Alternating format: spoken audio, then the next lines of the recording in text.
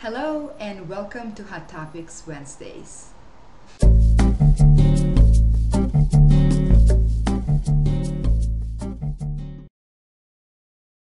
Today's question comes from David from Peru, and he asks, how do I engage shy or introverted students into the online discussion?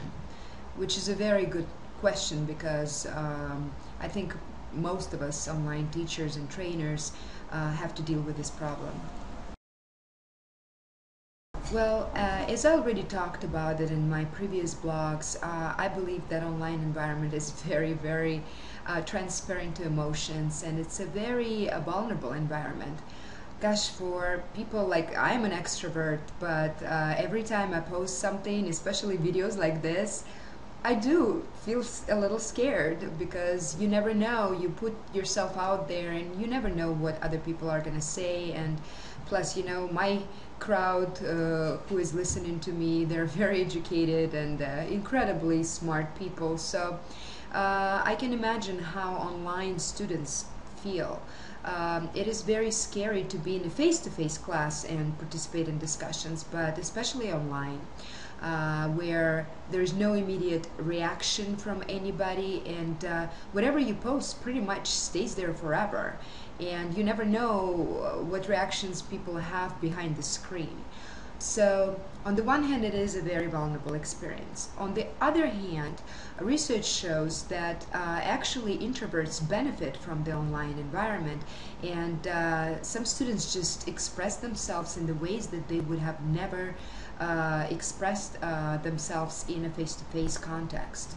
So there are very many strategies that a teacher can use online to involve shy students, but I'm going to use today I'm going to talk about 3 strategies that really helped me.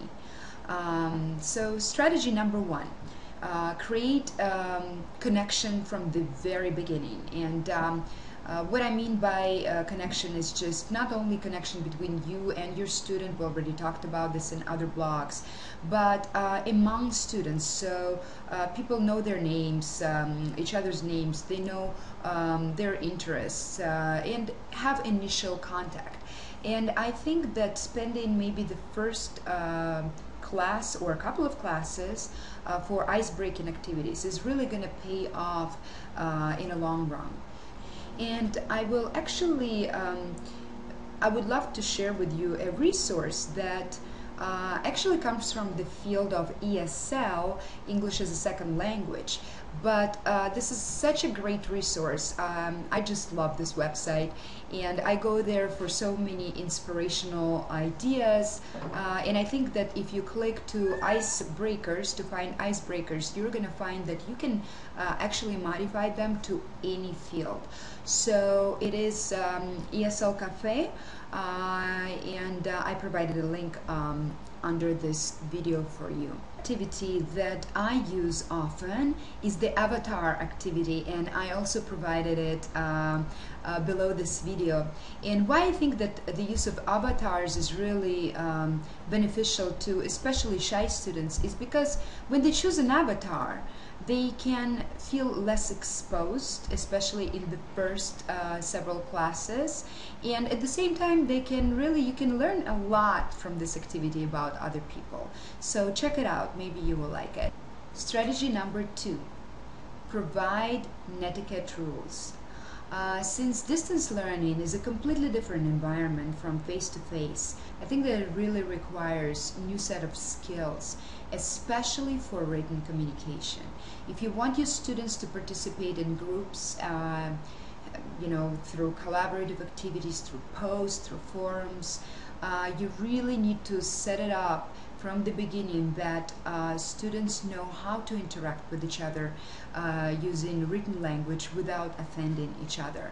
And often students don't really mean to be somehow critical or just negative, but they just do not have enough skills.